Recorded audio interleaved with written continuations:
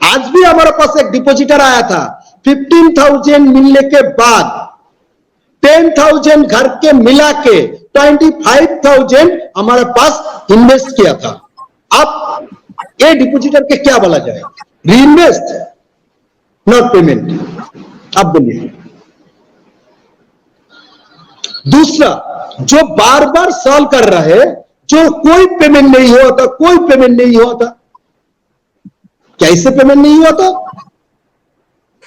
इतना वर्कर, इतना depositor, 200-400 depositor के लेके ये गुमराह कर रहे हैं, इंडिया को गुमराह कर रहे हैं। पेमेंट किया मंडल जी, मेरी का अंदर आ रहा है ना। मंडल जी आप मेरी बात सुनिए जरा। जब स्वर्ण जरूरत की स्कीम आई थी, स्वर्ण जरूरत की स्कीम में जब हम 1 लाख या 10 आदमियों के 10 लाख रुपए लेके आए, बाद में कंपनी ने उसको जो है सिटी होम में कन्वर्ट कर दिया। ना सिटी होम बने, ना लोगों को भुगतान मिला। उस सिटी होम के पैसे को रियल एस्टेट हाउसिंग में कन्वर्ट कर दिया। और आज 2020 में उस व्यक्ति का अमाउंट जो है 40 लाख हो गया है, और उस व्यक्ति को कहा जा रहा है कि आप इनकम टैक्स का प्रूफ दीजिए। वो कहां से देगा बताइए आप? कौन सा स्कीम था सर? आप जो स्कीम थी, आप हो रहा है, ये जो बात हो रहा है फाइनेंशियल का, आप जो बात बोलिए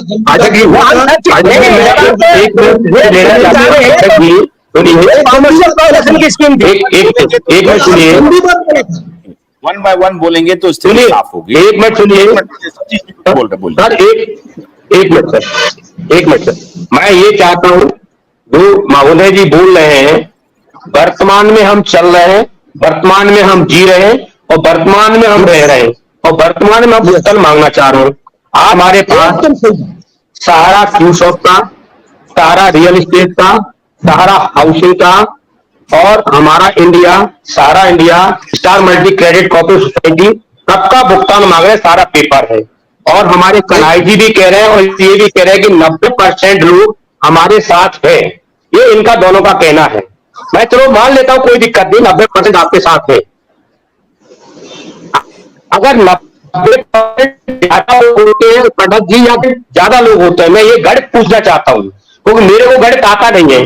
तो हम 10% लोग पैसा मांग रहे हैं, और 90% देश के लोग इनके साथ हैं, और पूरे हिंदुस्तान की फिर भी ब्रांच बंद है, और 10% ज्यादा या 90% ज्यादा, मैं ये इनसे क्वेश्चन करना चाहता हूँ। पेमेंट जो है ना, वो आप आज जो हम मांग रहे हैं Sahara India multi credit cooperative society का। आज हमारे कन्हैया जी बोल रहे थे, कल भी बोल रहे थे डी के लाइव में, कि हमारे साथ हम सहारा इंडिया अब पेमेंट पोर्टल से करेगी, कभी कहते हैं सहारा इंडिया ब्रांच से करेगी। और हमने कहा कि हमारा एक कार्यकर्ता हॉस्पिटल में जूझ रहा है बीमारी के कारण से, अगर पाठक जी के दरवाजे पर हम जाएं और हम कहें पाठक जी हमें प्यास है, हमें भूख लगी है, तो आप 1 गिलास पानी पिला दीजिएगा, क्या पाठक जी आप हमको पानी नहीं पिलाएंगे? क्या एक कार्यकर्ता को आप सहयोग नहीं करेंगे? और ये कहते आप ये मंच पर कि 90% जमा कर हमारे साथ में है, तो क्या 10% जमा करता अधिक होता है इनके गणित में, और हमारे गणित में 10% कम होता है? क्योंकि जब 90% जमा करता इनके साथ में है, 90% कार्यकर्ता इनके साथ में है, फिर भी पूरे देश में भुगतान के लिए तबाही बच रहा है, तो कौन सा गणित इनका सही है? परसेंट सही है, 90% सही? सर मैं पाठक जी ये सवाल करना चाह रहा हूं।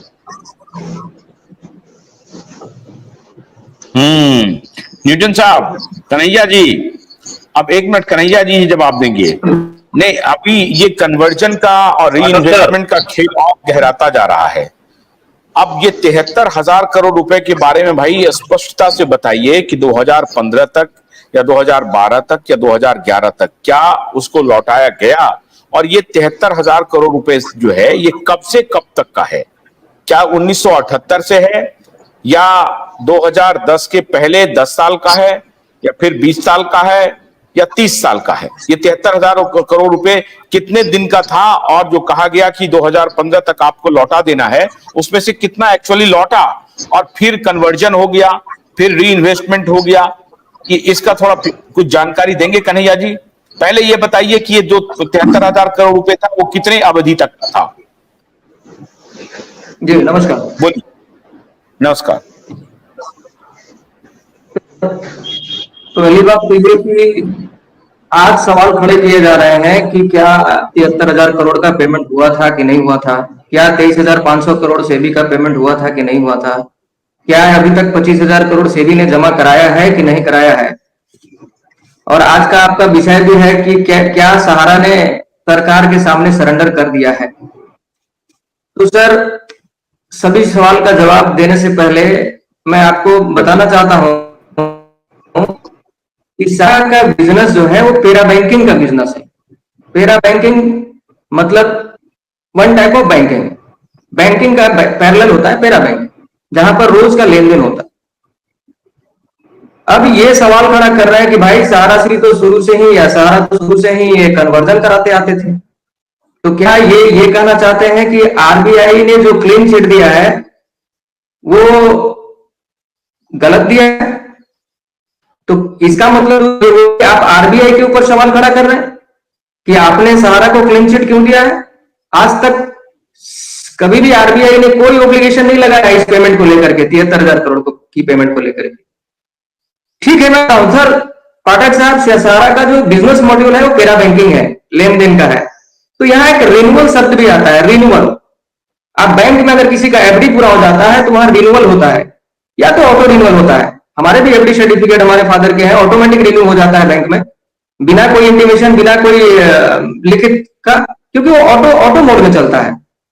तो यहाँ सिर्फ और सिर्फ ये कहना कि 100% इस तरह की खेल खेली गई है, तो ये गलत बात है। ऐसा 100% नहीं होता। हाँ, 2-4-10% इस तरह की कन्वर्जन की बात जो करते हैं या रीइन्वेस्टमेंट की बात करते हैं तो होता है या हुआ होगा या हुआ है, लेकिन बिना कस्टमर की परमिशन का, बिना कस्टमर की मर्जी का ऐसा नहीं होता है, ना हुआ है। तो 73,000 करोड़ की पेमेंट में अगर मान भी लिया जाए तो चलिए 10% मान लेते कि रिन्यूअल हुआ होगा या रीइन्वेस्ट हुआ होगा, लेकिन कभी भी आरबीआई सुनिए, मैं 1 मिनट हो गया। आपने कहा कि ऐसा नहीं होता है। आपकी बातचीत से ऐसा लगता है कि 10-5% हो सकता है कि गलत हो, रीइन्वेस्टमेंट हो गया होगा, लेकिन पूरा नहीं हुआ है। अब 1 मिनट रुकिए।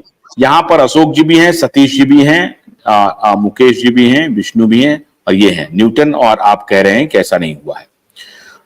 फटाफट एक लाइन, एक शब्द में बोलिए सतीश जी, क्या कितना परसेंटेज पुख्ता जानकारी, मैं ये कहना चाहता हूं, कितना कन्वर्जन हुआ है? मैं ये कहना चाहता हूं